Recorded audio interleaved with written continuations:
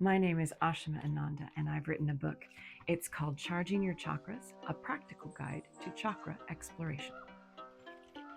I invite you to check out some of my previous videos. It talks a lot about the book, what's in the book, why it's useful, all of those sorts of things. You can also go to ashimaananda.com to learn more about me and the book that I've written, as well as the card deck that I've written to help aid us all in accessing the power that is the chakra system in all of us. So I'm here again in these 5-minute videos. Let me set my timer to talk about glimmers. Now, the last two videos that we've done, we've talked about glimmers, and there's a 4-step process that I've been talking about that sort of brings that concept into the chakra system and how we can begin to craft practices around the idea of glimmers and the idea of the chakra system, how they can weave really quite beautifully together. So today, let me just review a couple of points. The first point that we were talking about was noticing the feeling. They talk about glimmers as being that moment during the day when you feel peace, or you feel happiness, or you feel elation, or you feel gratitude. Feelings that make you feel good. So that's the first step. The second step that we talked about in the last video is noticing what is happening within you.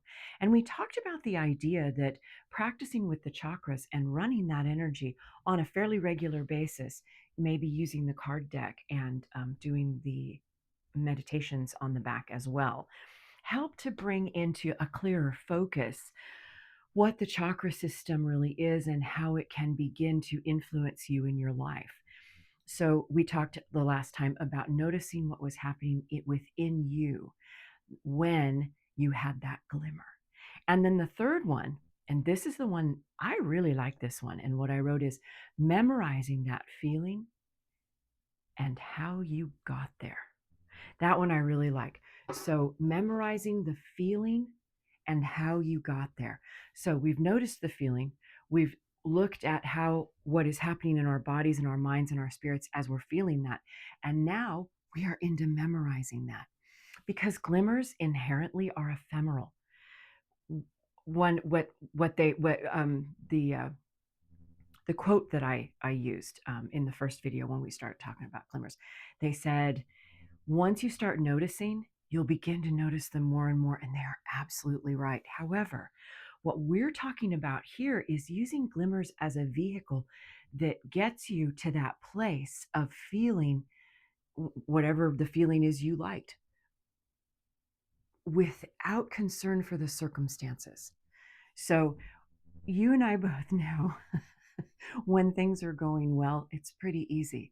You can find peace, happiness, elation. You have access to those. You really do. But in the tough moments, and for me, some of those tough moments are maybe 3 o'clock in the morning when I know that I'm going to bounce a check. I know that dates me a little bit, but those were hard days, and they're not that far behind me, where I know that I'm going to go into something that I don't want to go into. And it's in those times, those challenging times, when I find myself able to access that feeling, so that that glimmer is not ephemeral. It is a tool, it's a lever, it's a handle that I go to so that I can find that, so that as I move through the world, I am reminded of my chakra system. I'm reminded that Muladhara tells us we are safe to walk through the world just exactly the way we are. Reminds me that Manipura tells me I am strong. So instead of glimmers, in this idea, in this chakra system practice that I'm talking about, glimmers are not ephemeral. They are tools. And the way you get there is those first 3 steps. Firstly, notice. What is the emotion you're feeling, and why do you feel it so strongly? Why are you enjoying that so much? The second one is, what were you doing at the time? Were you, I talked last time about, were you listening to one of your favorite songs? Were your thoughts telling you, I am safe? This is working. Was your spirit soaring just because you are a human on the planet and you saw a beautiful, beautiful flower? Those are all good examples. I would love to hear yours. And then the third step, there's 4 steps. This is only the third one. The third step is to memorize that. So one of the things that I do is when my thoughts begin to run me, and that happens to me a lot. Ooh.